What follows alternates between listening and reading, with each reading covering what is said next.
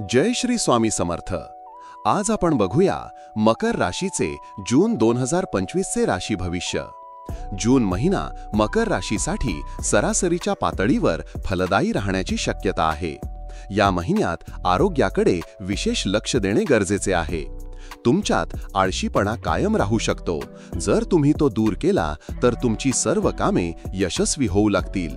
राशी स्वामी शनी महाराज संपूर्ण महिना तिसऱ्या भावात विराजमान राहतील। महिन्याच्या सुरुवातीला मंगळ महाराज तुमच्या सप्तम भावात तुमच्या नीच राशी कर्क मध्ये विराजमान राहून व्यापार व वैवाहिक नातेसंबंधात ताण निर्माण करू शकतात। तुमच्या वागणुकीत थोडा तापटपणा दिसू शकतो, ज्यामुळे नातेसंबंधात अडचणी येऊ शकतात। प्रेम संबंधांच्या बाबतीत हा महिना चांगला आहे आणि तुम्हाला तुमच्या नात्यात अनुकूलता दिसू शकते। तुमच्या प्रियजनाचे सहकार्य मिळाल्याने तुमचे नाते सुधारले जातील। राहू दुसऱ्या भावात आणि केतू 8व्या भावात संपूर्ण महिना विराजमान राहतील, ज्यामुळे अचानकच धन लाभ व धनहानीचे योग बनतील। पंचम भावात बनणारा बुधादित्य योग विद्यार्थ्यांना त्यांच्या शिक्षणात चांगले परिणाम देईल, ज्यामुळे तुमची स्मरणशक्ती व बुद्धी विकसित होईल आणि उच्च शिक्षेतही चांगले योग दिसू शकतात। करिअरच्या दृष्टीने अपेक्षेप्रमाणे काही सकारात्मक बदल होऊ शकतात।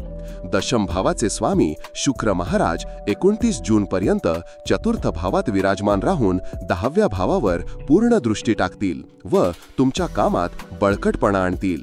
त्यामुळे तुम्ही तुमच्या नोकरीत दक्ष बनाल व प्रत्येक कामाला अधिक चांगल्या पद्धतीने पार पाडाल, ज्यामुळे तुमची स्थिती पुढे मजबूत होईल।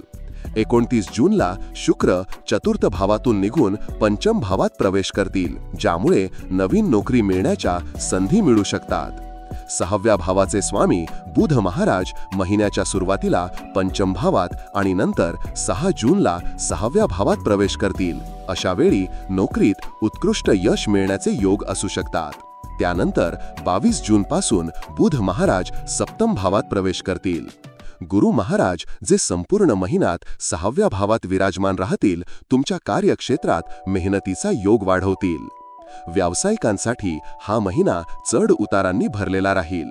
सुरुवातीला काही अडचणी दिसू शकतात, परंतु 6 ते 22 जून दरम्यान बुध महाराज तुमच्या स्वतःच्या राशीत सप्तम भावात विराजमान राहून व्यापारात वृद्धी व योग्य निर्णय घेण्यास मदत करतील।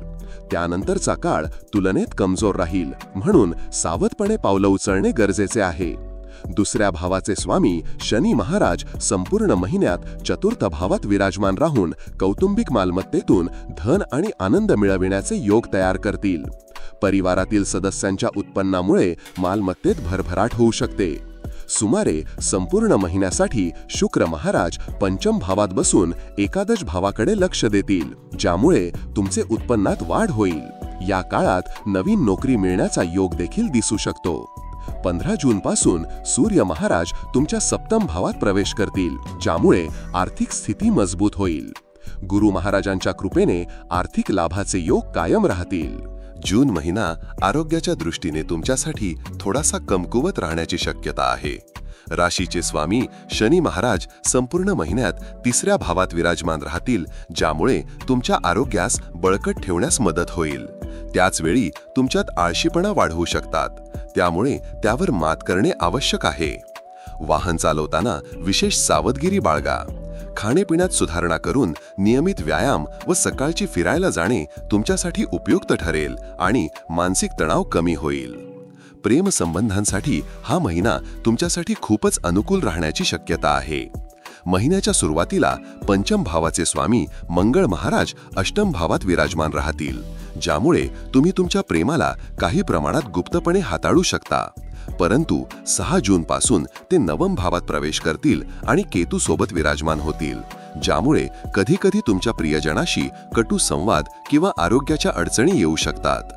संपूर्ण महिन्यात प्रत्येक 29 जून पर्यंत शुक्र महाराज पंचम भावात विराजमान राहून तुमच्या प्रेमाला थपथप करतील, ज्यामुळे तुम्ही तुमच्या प्रियजनासोबत रोमॅन्टिक क्षणांचा आनंद घेऊ शकाल।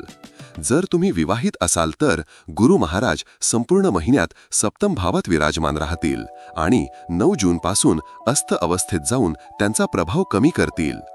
पंचम भावाचे स्वामी बुध महाराज सुरुवातीला 6व्या भावात विराजमान राहून वैवाहिक नातेसंबंधात तणाव वाढवू शकतात, परंतु 6 जूनपासून ते सप्तम भावात प्रवेश करतील आणि 22 जूनपर्यंत स्थिर राहतील, ज्यामुळे वैवाहिक नात्यांमध्ये मधुरता येईल आणि तुमच्यातील संवाद सुधारेल.